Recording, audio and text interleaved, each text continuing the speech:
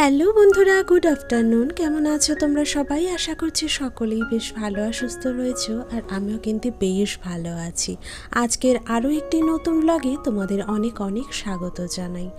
আজ হলো শনিবার, আর এখন ঘড়িতে ওই বিকেল 4টে মতন বাজছে, আর আজকের তারিখটা হলো 2 মার্চ। তো আজকের ভিডিওটা এই বিকেল 4টে থেকে শুরু করছি তোমাদেরকে সঙ্গে করে নিয়ে। ভিডিওটা পুরোপুরি দেখার অনুরোধ করলাম, আশা করছি তোমাদের খুব ভালো লাগবে। বন্ধুরা, আজকে প্রতিদিনের মতন সকাল থেকে ব্লগটা স্টার্ট করতে পারলাম না, তো যে কারণে বিকেল থেকে এই যে ভিডিও শ্যুট করতে শুরু করে দিয়েছি।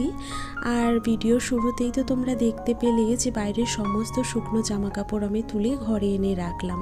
আসলে এই যে গরম পড়তে শুরু করে দিয়েছে, বেশ কড়া রোদ কিন্তু প্রত্যেক দিন সকাল থেকেই উঠে যায়, আর সকালে যা ধোয়া কাপড় থাকে সমস্তটাই কিন্তু বেলা শেষে শুকিয়ে যায়।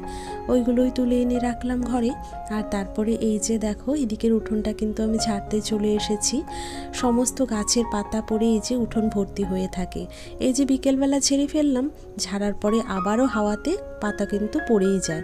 তবে ওই যে প্রত্যেক দিন বিকেলবেলা যেহেতু আমাদের নিয়ম রয়েছে, ঘর বারান্দা উঠোন সমস্তটাই সকালের মতো ঝেড়ে ফেলতে হয়, তো সেটাই আর কি করে নিতে হচ্ছে প্রতিদিন। তো এইদিকে দেখো, কথা বলতে বলতে আমার উঠোনটা কিন্তু ঝাড়া হয়ে গেছে। আর এই যে সিঁড়িটা রয়েছে, সিঁড়ির মধ্যে প্রচুর বালু জমে থাকে, তো ওটাকেও খুব ভালো করে ঝাঁটা দিয়ে ঝেড়ে নিলাম। এদিকের উঠোনটা ঝাড় দিতে এসে দেখলাম গাছে বেশ অনেক কয়েকটা ফুল ফুটেছে। যদিও সবচেয়ে বড় ফুলটা এখন কিন্তু শুকিয়ে যেতে শুরু করে দিয়েছে, আরও 2-1টা নতুন ফুল দেখলাম হয়েছে। তো ওই গাছটা খুব ভালো করে দেখে এলাম। আর তারপরে এই যে আমার এই বারান্দার মধ্যে যে গাছগুলো রাখা থাকে, সেখান থেকে 2টো টব তুলে নিয়েছে, একটা গাঁদা ফুলের আর একটা গোলাপ ফুলের। নতুন নতুন পাতা বেরিয়েছে, তো তাই ভাবলাম এখানে একটুখানি সার মিশিয়ে দিই। যদিও গাছের যত্ন কিভাবে করতে হয় আমার কিন্তু জানা নেই, তবে যেটুকু জানা রয়েছে সেটুকুই শুধুমাত্র করার চেষ্টা করি। এই যে দোকান থেকে আমি কিছুটা ভার্মি কম্পোস্ট সার কিনে এনেছিলাম, সেগুলোই খুব ভালো করে মাটির সাথে একটুখানি মিশিয়ে দিলাম। যখন আমি গাছটা এনেছিলাম না, তখন কিন্তু আমার কাছে সার ছিল না, তাই এমনি গাছটা লাগিয়েছিলাম। আর এখন এই যে সারটা ভালো করে মিশিয়ে দিয়ে একটুখানি ভালো করে জল ছিটিয়ে দিচ্ছি গাছগুলোতে। প্রতিদিন এই গাছগুলোতে অনেকটাই কড়া রোদ এসে পড়ে বলে সকালের দিকে যেমন মাটিগুলো শুকিয়ে যায়, ঠিক তেমন বিকেলের দিকেও জানো তো মাটিগুলো শুকিয়ে যাচ্ছে। আর সেই জন্য ভাবলাম সব গাছগুলোতে একটু করে জল দিয়ে দিই। আর এই যে সমস্ত গাছগুলোতে কিন্তু একটু করে জল দিয়ে দিয়েছি। আর তারপরে এখন একটুখানি জলের মধ্যে সার্ভ করে আমার ওই বাসি নাইটিটা কেচে দেব। সকালের দিকে রেখে দিয়েছিলাম, ওটা না একদম কাচতে ভুলে গেছি। তো এই যে একটুখানি ভালো করে কেচে দিলাম। এখন এটাকে ধুয়ে ওই উঠোনের তারটায় মেলে দেব। যদিও এখন আর শুকোবে না, তবে জল তো ঝরে যাবে, কালকে সকালের মধ্যে কিন্তু শুকিয়ে যাবে। তো চলো এটাকে ঝটপট মেলে দিয়ে আসি। বন্ধুরা, বিকেলে ভিডিও শ্যুট করতে করতে হঠাৎ না আমার স্ট্যান্ড থেকে মোবাইলটা কখন পড়ে গিয়েছিল। আর পড়ে গিয়ে দেখো ক্যামেরার সামনে হয়তো ধুলোবালি লেগেছিল বলে আমার আজকের ভিডিওটা কেমন যেন ঘোলাটে ঘোলাটে হয়েছে। তো প্লিজ বন্ধুরা, তোমরা একটুখানি মানিয়ে গুছিয়ে নিও সেই বিষয়টা। আর ওদিকে দেখো আমার নাইটিটা মেলে দিয়ে 1 বালতি জল ভরে রাখলাম। আসলে আমরা না সব সময় 2-3 বালতি এরকম বারান্দাতে জল ভরে রাখি। আর এই যে দেখো, দুপুরবেলায় এখানে দেওয়া হয়েছিল কুলগুলো। আগের সমস্ত কুলগুলো কিন্তু বেশ শুকিয়ে গেছে, আর নতুন কিছু কুল আনা হয়েছে পাশের বাড়ি থেকে, ওগুলো এখন শুকোতে দেওয়া আছে।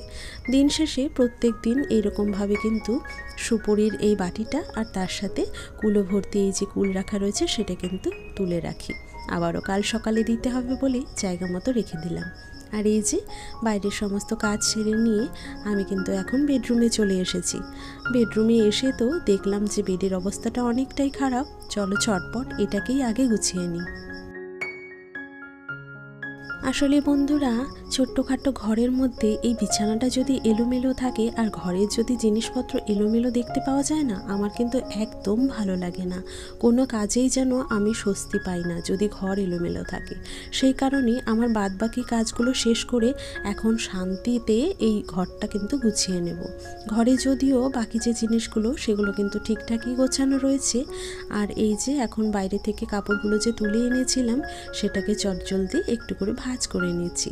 আর বন্ধুরা, জামা কাপড় আমি যেভাবে ভাঁজ করে থাকি আমি কিন্তু বরাবরই এই রকম করেই ভাঁজ করতে পছন্দ করি। যদিও প্রত্যেক দিনের পরার জিনিসপত্র এগুলো, তবুও কিন্তু আমি খুব সুন্দরভাবে পাট পাট করে এরকম করে গুছিয়ে রাখার চেষ্টা করি। বন্ধুরা, প্রতিদিনের মতো আজকেও তোমাদেরকে বলতে চাই, আমার আজকের ভিডিওটি যদি তোমাদের একটু হলেও ভালো লাগে থাকে বা আমার ভিডিওর কোনো অংশ যদি তোমাদের একটু হলেও পছন্দ হয়ে থাকে, তাহলে প্লিজ ভিডিওটিতে একটি লাইক করে দিও। তোমাদের করে দেওয়া একটা ছোট্ট লাইক আমার এই ভিডিওটিকে নতুন নতুন বন্ধুদের কাছে পৌঁছে দিতে কিন্তু সাহায্য করবে। আর যদি কোনো নতুন বন্ধু এই মুহূর্তে আমার ভিডিওটি জুড়ে থাকো আর আমার ভিডিওর কোনো পার্ট যদি তোমাদের একটু হলেও ভালো লেগে থাকে, প্লিজ বন্ধুরা আমার চ্যানেলটি কিন্তু সাবস্ক্রাইব করে আমার পাশে থেকো আর এরই সাথে বেল আইকনটা প্রেস করে দিও। এতে করে যখন আমি নতুন ভিডিও আমার চ্যানেলে আপলোড করব, তোমরা কিন্তু সাথে সাথেই নোটিফিকেশন পেয়ে যাবে। আর এই তো বন্ধুরা, তোমাদের সাথে কথা বলতে বলতে তারই মাঝে সমস্ত জামা কাপড় কিন্তু আমার গোছানো হয়ে গেছে। এখন এই ঘরে কাপড়গুলো নিয়ে এসে আলনাতে খুব সুন্দরভাবে আমি গুছিয়ে রেখে দিচ্ছি। বেশ অনেক কয়েকদিন হয়ে গেল আলনাটাও কিন্তু ঠিকঠাক মতো গোছানোর সময় পাচ্ছি না। তবে ভাবছি একদিন সময় করে আবারও আলনার জামা কাপড়গুলো নামিয়ে সুন্দর করে গুছিয়ে রাখবো। আসলে একের পর এক জামা কাপড়গুলো রাখতে রাখতে না কেমন যেন একটু ভারী ভারী মতন হয়ে গেছে আলনাটা। তো কিছু জামা কাপড় এখান থেকে সরিয়ে অন্য জায়গায় রেখে দিতে হবে, যেগুলো কম ব্যবহার হয়। আর শীতের পোশাক তো কিছু রয়েছে, সেগুলো তুলে দিতে হবে। আর যাই হোক, এই তো এদিকে দেখো মায়ের শাড়ি সায়া সমস্তটাই কিন্তু সুন্দর করে গুছিয়ে রাখলাম। আলনার 2-3টে তাকের মধ্যে আলাদা আলাদা করে কিন্তু আমি সবসময় জিনিস রাখার চেষ্টা করি।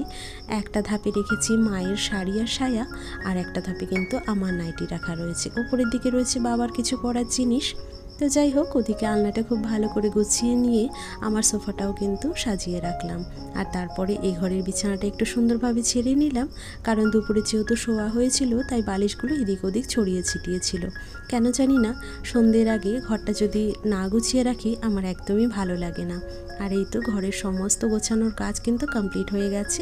এখন দুটো ঘরই ঝটপট ছেড়ে নিই চলো। সত্যি বলতে বন্ধুরা, আমাদের সকালবেলা ঘুম থেকে ওঠার পর থেকে সংসারে এত অজস্র কাজ থাকে যে ওই কাজগুলো কমপ্লিট করতে গিয়ে আমরা কিন্তু এক্সট্রা কাজ তেমনভাবে করার সময় পাই না। তার মধ্যে রান্না বান্না সেগুলোও কিন্তু অনেকটাই সময় নিয়ে করতে হয়, যে কারণে আমরা অনেকটাই ঘরের কাজ কিন্তু সেই রকমভাবে করে উঠতে পারি না। তবে সকাল সকাল একটু ঘুম থেকে উঠলে সেটাও কিন্তু করা পসিবল হয়ে যায়। তো চলো, এদিকে ঘর দুটো ঝেড়ে নিলাম, নিয়ে এই ঘরের জানলাটা চটপট লাগিয়ে দিই। আর এই যে বাইরে থেকে এখন যেহেতু হাওয়া বাতাসের দিন না, বাইরে থেকে সমস্ত ধুলোবালি জানো তো জানলা দিয়ে ঘরে ঢুকে পড়ে। তো সেই জন্য চটজলদি দিয়ে আগে জানলাটা আটকে দিলাম। আর তারপরে এই যে দুপুরের সমস্ত বাসনপত্রগুলো এখানে জল ঝরতে রেখে দিয়েছিলাম, সেগুলো তুলে এখন ঘরে নিয়ে যাচ্ছি। আর ঘরের যে বাসনের ঝাঁকাটা রয়েছে ওখানে কিন্তু এখন বাসনগুলো গুছিয়ে রেখে দেবো। বন্ধুরা, আমি খুব সাধারণ একজন মেয়ে, আর আমার প্রতিদিনের কাজকর্মগুলোও কিন্তু ভীষণ সাধারণ। আর এই কাজকর্মগুলোকেই তোমাদের সামনে একটা ভিডিওর মাধ্যমে প্রেজেন্ট করার চেষ্টা করি। তোমরা যখন আমার ভিডিওতে সুন্দর সুন্দর কমেন্ট করো, সেই কমেন্টগুলো পড়তে কিন্তু আমার অনেক ভালো লাগে, আর আমি এতে আরও বেশি মোটিভেট হই। ইচ্ছে করে তোমাদের জন্য আরও সুন্দর সুন্দর ভিডিও আমি তৈরি করি। আর এই যে দেখো, তোমাদের উৎসাহ ছাড়া কিন্তু আমার সফল হওয়াটা একদমই পসিবল না। শুধু আমার কেন বলবো, আমাদের মতো ছোটোখাটো ইউটিউবার তোমাদের উৎসাহর মাধ্যমেই কিন্তু ধীরে ধীরে আর সাপোর্টে বড় হয়ে ওঠে। আর এই যে দেখো, ও ঘরের টিভিটা খুব ভালো করে মুছে নিলাম, আর তারপরে রিমোটগুলো জায়গা মতো রেখে দিয়েছি। আর এই যে রান্নাঘরে দুটো DIY প্লান্টার রেখেছি না, যেখানে মানি প্ল্যান্ট পুঁতে রাখা আছে, সেখানে একটু জল দিয়ে দিলাম। 2-4 দিন পর পর যদি জল না দেওয়া যায় না, তাহলে এই যে গরমের দিন পড়েছে, মাটিগুলো কিন্তু চটপট শুকিয়ে যাবে। আর তারপরে এই যে কিচেনের কৌটোগুলো রাখা রয়েছে, এগুলো যদি পরিষ্কার না করা যায় না 2 দিন পর পর, তাহলে না এই যে রান্নার তেলগুলো এদিক ওদিক ছিটকে তেল ছিটে কিন্তু হয়ে যায়, আর ভীষণই নোংরা লাগে। আর এইভাবে যদি একটুখানি সময় বের করে পরিষ্কার করে নেওয়া যায়, তাহলে দেখবে এগুলো কিন্তু ধরতেও ভালো লাগে আর ব্যবহার করতেও বেশ সুবিধে লাগে। আমার প্রতিদিনের ব্যবহারের প্রয়োজনীয় জিনিসপত্রগুলোই আমি আমার হাতের কাছে রাখার চেষ্টা করি। এতে করে কিন্তু আমার রান্নাঘরে এসে কোনো জিনিস সেই রকমভাবে খোঁজার প্রয়োজন হয় না, হাত বাড়ালেই কিন্তু জিনিসটা আমি হাতের কাছে পেয়ে যাই। ওদিকে র্যাকটা খুব ভালো করে পরিষ্কার করে মুছে নিলাম কৌটোগুলো সরিয়ে। আর তারপরে এই যে ইয়েলো ঝুড়িটা রয়েছে সেটাও কিন্তু নামিয়ে ভালো করে মুছে তারপরে আবারও জায়গা মতো জিনিসগুলো রেখে দিয়েছি। আর এই যে তারপরে ভাবলাম ফ্রিজের ওপরটা একটুখানি হালকা ডাস্টিং করে নিই আর ফ্রিজের সামনেটাও খুব ভালো করে মুছে নিই। সমস্ত ডাস্টিংয়ের কাজ কমপ্লিট করে আমি একটুখানি ফ্রেশ হয়ে নিয়েছি। ফ্রেশ বলতে ওই একটুখানি মুখে ফেস ওয়াশটা ইউজ করলাম আর তারপরে এই যে ক্রিমটা লাগিয়ে নিয়েছি। আর শীতের দিন যেহেতু এখনও পুরোপুরি শেষ হয়নি সেই জন্য ঠোঁট ফাটার প্রবলেমটা কিন্তু এখনও রয়েই গেছে, তাই যে ঠোঁটে একটুখানি ভ্যাসলিন দিয়ে দিলাম। তারপরে চলে এসেছি কিচেনে একটুখানি চা খাবো বলে। এখন না দুধ চা খেতে আর ভালো লাগছে না জানো তো, আর দুধ চা খেলে না পেটেরও সমস্যা একটুখানি হয়ে যায়। তাই ভাবলাম একটু র চা খাই, কারণ দুদিন হলো গলাতে একটুখানি সমস্যা হয়েছে, মানে ঠান্ডা লেগে গেছে বলতে পারো। তো সেই জন্য র চাই খাচ্ছি দুদিন হলো। তো এই যে র চাটা ঝটপট আদা দিয়ে বানিয়ে নিলাম আর তারপরে এই যে 3টে বিস্কুট নিয়ে নিয়েছি। চলো এবার ঝটপট চাটা খেয়ে ফেলি। সন্ধেবেলায় সমস্ত কাজ সেরে নিয়ে এই যে 1 কাপ গরম গরম চায়ে চুমুক দিয়ে সন্ধেটা শুরু করলাম। আর এটা কিন্তু অনেকটাই শান্তি, সমস্ত কাজ যেহেতু আমার হয়ে গেছে সেই কারণে একটুখানি সময় নিয়ে বসে এই যে চাটা কিন্তু খেয়ে নিলাম। তো চলো বন্ধুরা, এরপরে আমাকে অফিসের কাজেও লেগে যেতে হবে। আর এরই সাথে আজকের ভিডিওটা আমি এখানেই শেষ করছি। দেখা হচ্ছে অন্য একটা ভিডিওতে। ততদিন তোমরা ভালো থেকো, সুস্থ থেকো। নমস্কার।